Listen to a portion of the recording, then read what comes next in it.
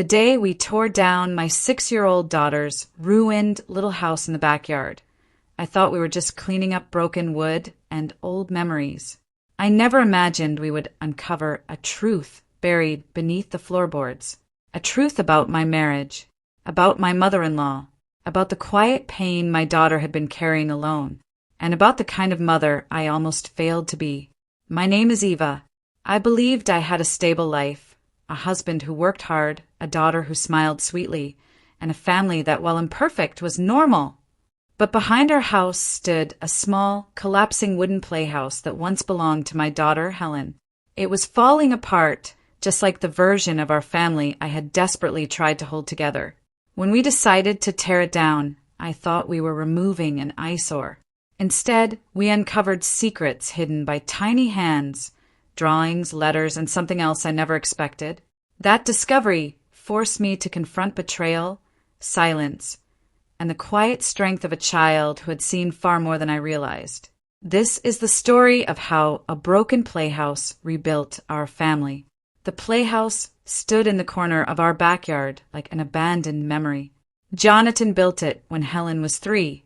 It had been painted pale yellow with white windows and a tiny flower box.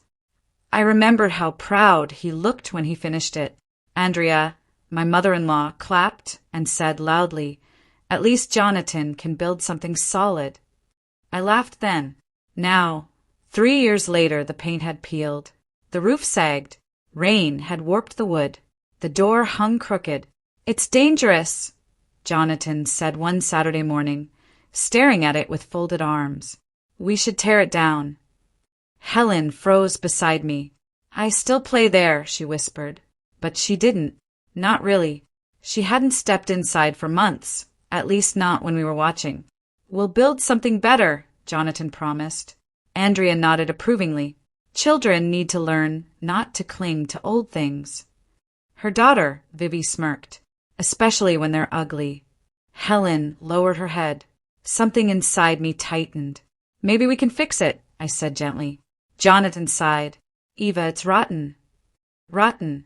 I didn't know then how true that word was. The truth is, our family had been cracking long before that playhouse did. Jonathan had become distant over the past year. Late nights at work, quiet dinners, a phone he kept face down. Andrea visited almost daily. She had a key. She had opinions. "She's too soft," she'd say about me. "She'll spoil Helen. She doesn't discipline properly." Vivi echoed her mother like a shadow. I tried to stay calm. For Helen. For peace. But I began noticing things. Helen would go quiet whenever Andrea raised her voice. She flinched when doors slammed. She started drawing houses, broken ones, in her sketchbook. One night, I asked her, "Why are your houses always cracked, sweetheart?" She shrugged. "Because storms happen. But storms pass." She looked at me in a way no 6-year-old should. "Not all of them, Mama." The following weekend, Jonathan rented tools. Andrea brought lemonade, as if this were a celebration. "Out with the old," she declared. Helen stood at the window watching. "Go play inside," Vivi told her casually. "It'll be noisy." Helen shook her head. "I want to stay." I walked over to her and crouched down. "Are you sure?" She nodded, but her hands were trembling. Jonathan swung the first hammer. The sound echoed like something breaking inside my chest. Wood splintered, paint chipped. Nails screamed as they were pulled free. I watched Helen's face. She wasn't sad. She was afraid. When Jonathan lifted one of the floorboards, something slipped out and fell onto the grass. A small tin box. Helen gasped. "Stop," she said. Jonathan paused. "What is this?" I picked it up. It was rusted at the edges. "Helen," I asked softly, "what's inside?" She shook her head violently. "Don't open it." Andrea frowned. Children shouldn't keep secrets. But my instinct screamed. I opened the box. Inside were folded drawings. Dozens of them. My breath caught. Every drawing showed our house, but inside it were shadows. Tall figures with sharp mouths. A little girl in a corner. In some drawings, the little girl had no mouth at all. "What is this?" Jonathan asked sharply. Helen burst into tears. It's the storm house, she sobbed. We sat on the grass. I held Helen as she cried against my chest. Talk to Mama, I whispered. She hesitated. Then she pointed to one drawing. That's Grandma Andrea yelling. Andrea stiffened. I never yell. Helen's voice shook. You say Papa works too hard because of Mama. You say Mama makes Papa tired. Silence fell. Helen pointed to another picture. That's Aunt Vivi telling me I'm weak. She says I cry like Mama. My heart shattered. I looked at Jonathan. His face was pale. And this? I asked, holding up a drawing where the little girl stood between two large figures, a crack splitting them apart. Helen whispered, That's when you fight at night. Jonathan looked away.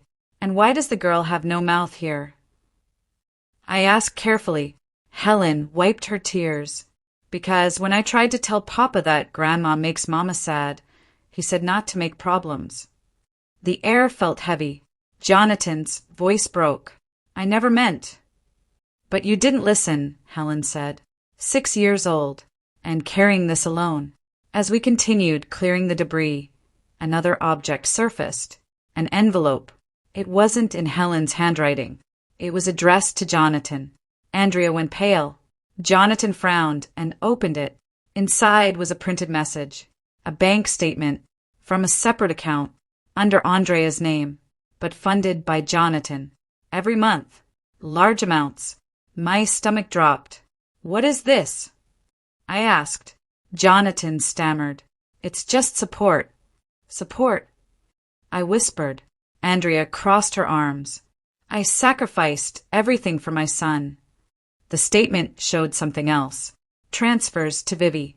Luxury purchases. Trips. Meanwhile, Jonathan had told me we were struggling, that we couldn't afford family vacations, that we needed to cut back. I felt the ground shift beneath me. Helen's birthday party was small because we were saving, I said quietly. Jonathan looked trapped. Andrea snapped. Family comes first. I am your family, I said, my voice shaking. Your granddaughter is your family. For the first time, I saw doubt in Jonathan's eyes. That night, I couldn't sleep. Helen lay beside me, clinging to my arm. Jonathan sat in the living room alone. The next morning, Andrea showed up as usual, but something had changed.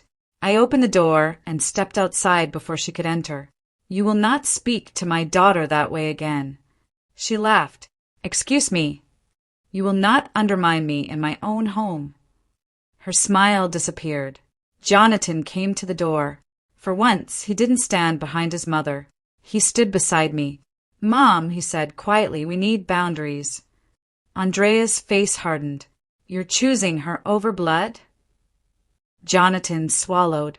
No, I'm choosing my daughter. It wasn't easy. Andrea stopped visiting. Vivi sent bitter messages.